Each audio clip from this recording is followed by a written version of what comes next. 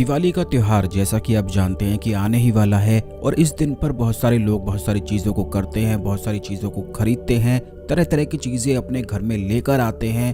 काफ़ी लोगों को तो इस दिन का बेसब्री से इंतज़ार रहता है जिससे कोई तंत्र साधना कर सकें, कोई मंत्र साधना कर सकें और किसी भी चीज़ की सिद्धि प्राप्त कर सकें, क्योंकि ऐसा कहा जाता है कि इसी दिन सभी देवताओं ने, सभी असुरों ने इसी दिन सिद्धि प्राप्त करी थी। तो इसीलिए यह दिन एक आध्यात्मिक दृष्टि से सबसे अधिक शक्तिशाली बताया जाता है। वहीं दूसरी ओर इस दिन माता लक्ष्मी का जन्म भी हुआ था। तो आज के इस वीडियो में कुछ ऐसी खास जानकारी के बारे में हम आपको बताएंगे जिसको अगर आप जान लेते हैं तो इससे आपका सौभाग्य इतना अधिक प्रबल हो जाएगा और जितनी भी धन की समस्याएं आपके जीवन में चल रही हैं वो सभी दूर हो जाएंगी। अगर आप इस वीडियो को देख रहे हैं तो इसे केवल अपना सौभाग्य ही समझ लें, क्योंकि कौन कौन सी खास चीज़ों को करने से लाभ प्राप्त होता है, कौन कौन सी चीज़ किस दिन पर करनी चाहिए, यह जानकारी केवल एक सौभाग्यशाली व्यक्ति ही प्राप्त कर सकता है। नहीं तो काफ़ी लोगों के साथ तो ऐसा हो जाता है कि शुभ मुहूर्त भी निकल जाते हैं, सभी शुभ त्योहार भी निकल जाते हैं और उन्हें पता भी नहीं लग पाता है कि कौन कौन सी खास चीज़ों को करने से लाभ प्राप्त होता है। यह दिन माता लक्ष्मी की कृपा प्राप्ति के लिए, माता लक्ष्मी की विशेष कृपा प्राप्ति के लिए सबसे ज़्यादा उत्तम और खास है। तो आज के इस वीडियो में जो जानकारी हम आपको बताएंगे इसे बिल्कुल ध्यान से सुनकर आप समझ लें, लेकिन उससे पहले भगवान शिव को नमस्कार अवश्य कर लें। वीडियो को लाइक करके कमेंट बॉक्स में ओम नमः शिवाय जरूर लिख दें। अब दोस्तों आपको बता दें कि इसी दिन पर यानी कि दिवाली के दिन पर ही कार्तिक मास की अमावस्या को दिवाली कहा जाता है। इसी दिन समुद्र मंथन भी हुआ था, इसी दिन सभी चीजें उत्पन्न हुई थी। यही वो दिन है जिस दिन माता लक्ष्मी का जन्म हुआ था, इसीलिए दिवाली को माता लक्ष्मी का जन्मदिन भी कहा जाता है। अब जिन लोगों के जीवन में नकारात्मक ऊर्जाएं बहुत ही ज्यादा अधिक रहती हैं, बिल्कुल भी सकारात्मक प्रभाव उन्हें मिलता नहीं है या कुछ भी उनके जीवन में अच्छा होता ही नहीं है, तो दिवाली पर कुछ खास प्रयोग और कुछ खास चीजें आपको अवश्य ही लानी चाहिए। काफी लोग तो बेकार की इतनी सारी चीजें दिवाली पर लेकर आ जाते हैं जिनका कोई भी लाभ होता नहीं है, बल्कि उल्टा उनका नुकसान हो जाता है। तो दोस्तों आपको बता दें कि आपको फिजूल की बेकार की चीजों को लेने से दिवाली के दिन अवश्य ही बचना चाहिए। यह माता लक्ष्मी का जन्मदिन होता है और इस दिन आपको अपने धन की बर्बादी बिल्कुल भी नहीं करनी चाहिए, बल्कि इस दिन आपको माता लक्ष्मी का ध्यान करना चाहिए। और सबसे महत्वपूर्ण बात, आप इस बात का ध्यान रखें कि जिस प्रकार जब जन्मदिन मनाया जाता है तो जिसका जन्मदिन होता है उसे बिल्कुल नए कपड़े पहनाए जाते हैं, तो इसी प्रकार बिल्कुल दिवाली पर आपको कोरे वस्त्र पहनने हैं, यानी कि बिल्कुल नए कपड़े पहनने हैं जो बिल्कुल भी पुराने ना हो।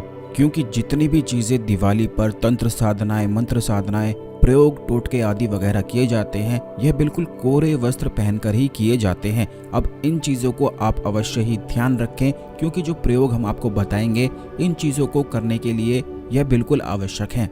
तो दोस्तों सबसे पहली चीज़ है लाल गुंजा की माला, या फिर लाल गुंजा आपको अगर मिल जाता है तो ये बात आप समझ लें कि दिवाली के दिन इन्हें प्राप्त कर लेना साक्षात माता लक्ष्मी को प्राप्त करना कहा जाता है। इन्हीं बीज को वशीकरण के लिए, शत्रु उच्चाटन के लिए, शत्रु से छुटकारा प्राप्ति के लिए इस्तेमाल भी किया जाता है, लेकिन इन्हें माता लक्ष्मी का स्वरूप बताया गया है, यानी कि इसे अपने पास रखने वाला किसी भी प्रकार की नेगेटिव शक्तियों से प्रभावित नहीं होता है। अगर आपको ऐसा लगता है कि आपके जीवन में धन की बहुत ही ज़्यादा अधिक समस्याएं हैं, कोई शत्रु आप पर काला जादू करवाता है, कोई ना कोई तंत्र प्रयोग, टोटके आदि वगैरह आप पर करता ही रहता है आपको परेशान करने के लिए, क्योंकि आजकल के ज़माने में तो जरा सा अगर आप किसी को कुछ बोलेंगे तो वह शत्रुता निकालने के लिए निकल पड़ता है। तो ऐसे लोगों से बचने के लिए आपको केवल इतना करना है कि दिवाली के दिन या फिर उससे पहले एक दिन पहले ही आप लाल गुंजा की माला लेकर आ जाएं। इसे किस प्रकार इसकी पूजा करनी है, किस प्रकार इसे धारण करना है, इसकी जानकारी आप अवश्य प्राप्त कर लें, जो हम अभी बताएंगे। लेकिन कौन कौन लोग इसे धारण कर सकते हैं ये बात आप पहले जान लें। जैसे कि अगर आपको ऐसा लगता है कि आपके किसी बच्चे को या फिर आपके घर में किसी को बुरी नज़र बहुत ज़्यादा अधिक लगती है, कोई बहुत ज़्यादा अधिक मेहनत करता है, मेहनत का लाभ ही नहीं मिल पाता है, या फिर जिस भी व्यक्ति को बहुत अधिक शत्रु परेशान करते हैं, हमेशा ही उसके रास्ते में आते हैं, हमेशा ही उसकी खुशी को देखकर जलते हैं, तो इन सभी परेशानियों में लाल गुंजा की माला का इस्तेमाल किया जा सकता है। वैसे तो इसका इस्तेमाल वशीकरण के लिए भी किया जाता है, और वशीकरण किस प्रकार इस माला से किया जाता है, इन बीजों से किया जाता है, ये भी हम आने वाले वीडियोस में अवश्य ही आपको जरूर ही बताएंगे और दिवाली से पहले ही बताएंगे। तो इसीलिए आप चैनल को सब्सक्राइब करके अवश्य रखें, जिससे जब भी हम आपके लिए यह जानकारी लेकर आएंगे तो यह वीडियो भी आप जरूर ही देख सकें और उन प्रयोगों को कर सकें जो आपके लिए अति लाभप्रद हैं। क्योंकि केवल उन्हीं प्रयोग को करने से जीवन में तरक्की आती है, सफलता आती है, जो अधिक तीव्र होते हैं और तंत्र से जुड़े हुए होते हैं। और हम अपने चैनल में हमेशा ही बड़ी ही ज्यादा खास जानकारी आपको बताते हैं। तो दिवाली के दिन इन बीजों को प्राप्त करने के बाद आपको माता लक्ष्मी के चरणों में इन्हें रख देना है। धूप दीप आदि दिखाकर माता लक्ष्मी के सामने लक्ष्मी गायत्री मंत्र का जाप किया जाता है। काफी लोगों को इस बारे में जानकारी नहीं होती है कि हर एक वनस्पति को सिद्ध करने के लिए, उन्हें जागृत करने के लिए, शक्ति से पूर्ण करने के लिए अलग अलग मंत्रों का इस्तेमाल किया जाता है। और गायत्री मंत्र कई प्रकार के होते हैं, तो सिर्फ आपको लक्ष्मी गायत्री मंत्र का ही इस्तेमाल करना है। लक्ष्मी गायत्री मंत्र से ही लाल गुंजा की माला को, लाल गुंजा के बीजों को शक्ति पूर्ण किया जाता है, जागृत किया जाता है और धन आकर्षण की चुंबक बनाया जाता है।